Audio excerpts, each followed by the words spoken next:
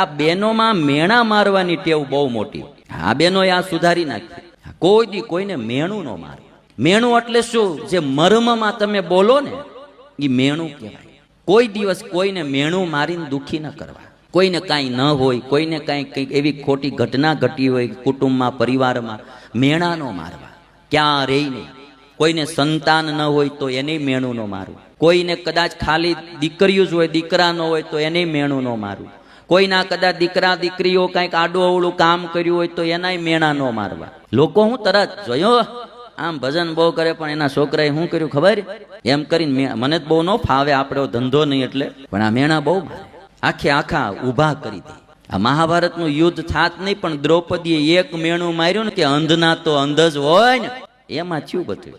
એટલે આ મેણા મારવાની સિસ્ટમ સી હવે બંધ થઈ જવી જોઈએ. કોઈને કાંઈ હોય ન હોય, કોઈને ત્યાં કોઈ ગરીબી હોય, કાંઈ મોડી ઘટના ઘટી હોય, બોલવું નહીં. આપણે શું કરવા બોલવું?